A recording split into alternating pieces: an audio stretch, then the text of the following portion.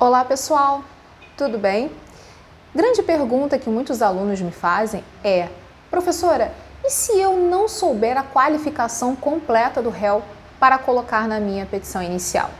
Pois bem, como vocês sabem, um dos requisitos da petição inicial é justamente a qualificação completa das partes, ou seja, o autor deverá indicar na sua peça inicial a qualificação completa dele, autor, e do réu. Ele vai ter que indicar ali nome completo, dados pessoais, CPF, identidade, residência, endereço eletrônico, se vive ou se não vive em união estável. Tudo isso, conforme diz o 319 do CPC, o autor deve indicar na sua petição inicial. É claro que o autor sabe os dados dele.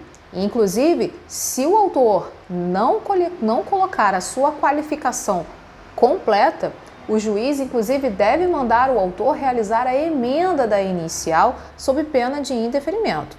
O autor sabe os seus dados completos, não é mesmo? Agora, a pergunta que fica é quando o autor não sabe os dados do réu.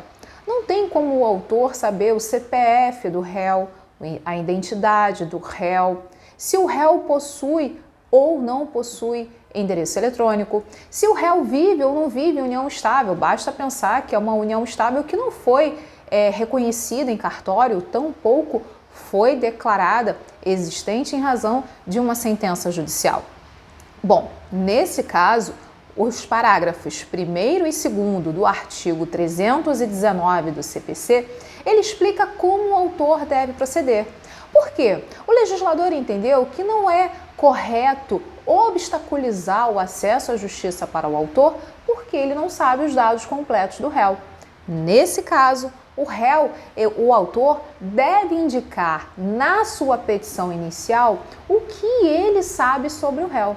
Por exemplo, se ele sabe que o réu é conhecido no lugar onde mora, na comunidade em que frequenta, na comunidade em que vive, se ele é conhecido no meio social por um apelido, é chamado de bigode, é chamado de careca, é chamado de grandão, enfim, pense no apelido que for. Se ele sabe que o réu é conhecido por um apelido desses, ele deverá colocar isso na sua petição inicial. O réu, popularmente conhecido como bigode, enfim, camarão, enfim, coisas nesse sentido. Ele deve colocar também o local que o réu pode ser localizado.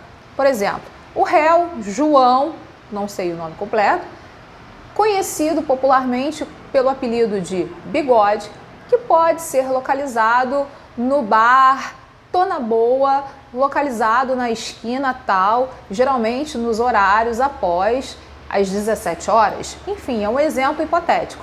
Mas veja que se o autor colocar o apelido que o réu geralmente é conhecido, bem como indicar os locais prováveis que o réu costuma frequentar, veja que a citação ela poderá ser realizada.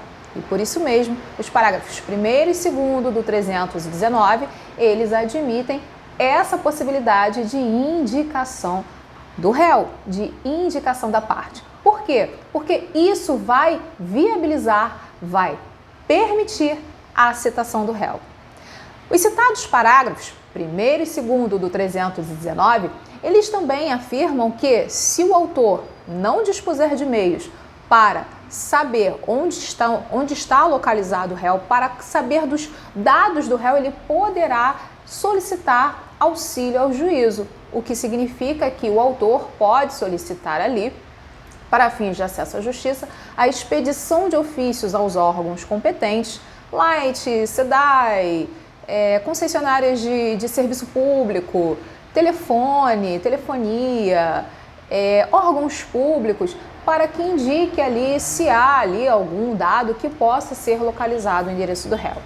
Então vejam, o fato do autor não ter em suas mãos a qualificação completa do réu não será desculpa para ele não ingressar em juízo e ter a sua demanda apreciada, ok? Dá uma olhada nos parágrafos 1º e 2º do artigo 319 do CPC. Tudo bem? Hoje ficamos por aqui. Me siga aqui no meu canal para mais dicas. Ah, e antes de ir embora, eu já vou pedir aqui a sua ajuda para que esse vídeo seja compartilhado com mais pessoas.